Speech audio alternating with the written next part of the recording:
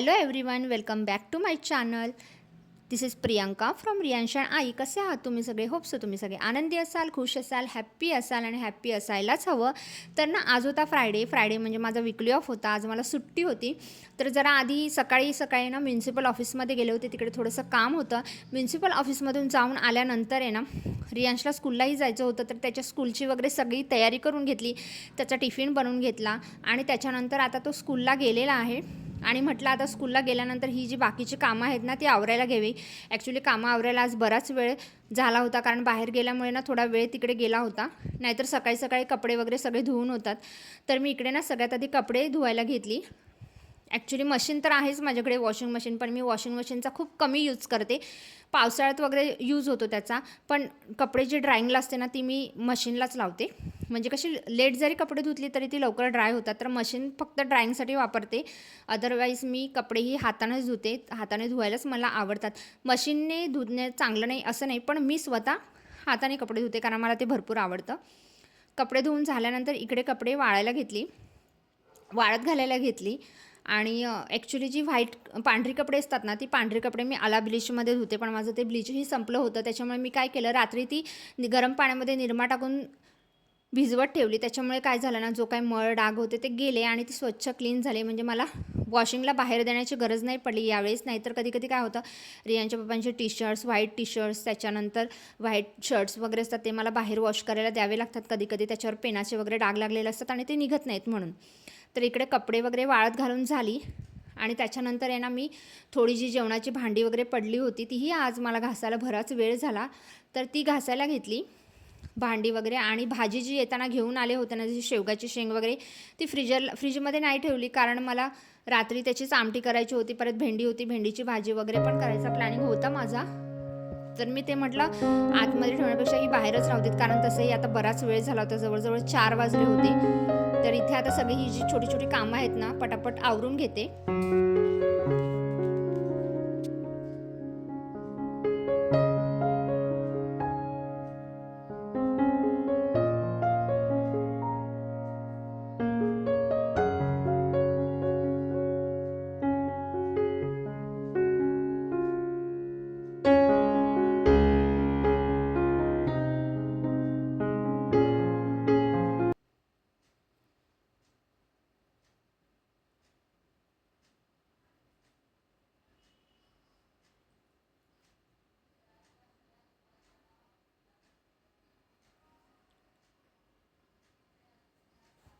Actually काय आहे ना, किचनची क्लिनिंग जी आहे ना, पूर्ण जे किचन क्लीन करायचं आहे ते मला लवकरच काढायचं आहे. पण फ्रायडेचा एक दिवस मिळतो ना, त्याच्यामध्ये बरीच मग ही रेग्युलरची कामं असतात. त्याच्यामध्ये मग त्या गोष्टींसाठी मला तेवढा वेळ नाही मिळत. तरी पण मी ट्राय करते की मला लवकरच किचनची सगळी क्लिनिंग काढायची आहे. आणि तो व्हिडिओही तुमच्या सगळ्यांसोबत शेअर करायचा आहे की मी किचनचं क्लिनिंग, सगळं डीप क्लिनिंग कसं करते. ॲक्च्युली कधी मी महिन्यातून एकदा वगैरे करते, पण ह्या महिन्यामध्ये ते राहून गेलेलं आहे. या महिन्यातच नाही, असं मी आता 2 महिने झाले ते पूर्ण डीप क्लिनिंग केलेलं नाही आहे. नाहीतर आधी मी प्रत्येक महिन्याला एकदा क्लिनिंग करायचेच.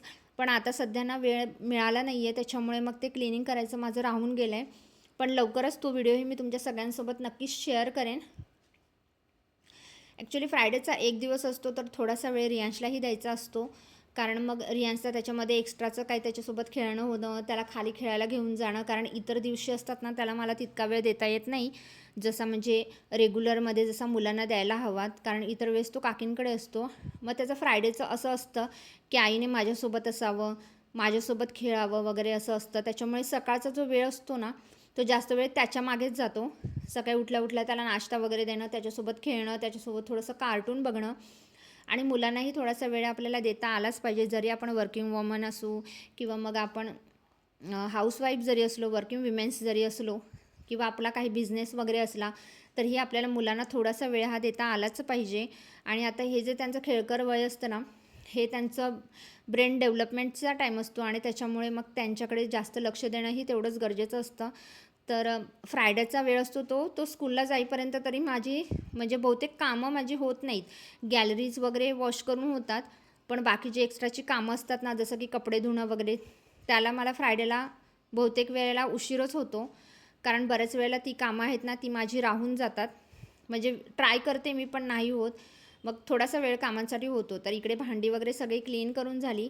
भांडी वगैरे घासून झाल्यानंतर मी किचन काउंटर टॉप क्लीन करायला घेतलं.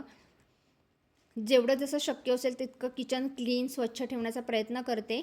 कारण कसं होतं ना, किचन स्वच्छ राहिलं की आपलं मनही प्रसन्न राहतं आणि लेडीजसाठी सगळ्यात कम्फर्ट झोन हा तिचं किचनच असतं. आणि माझ्यासाठी हे माझं किचन हे खूप एक कम्फर्ट झोन आहे, ज्याच्यामध्ये मी माझे सुखदुःख सगळे वाटत असते.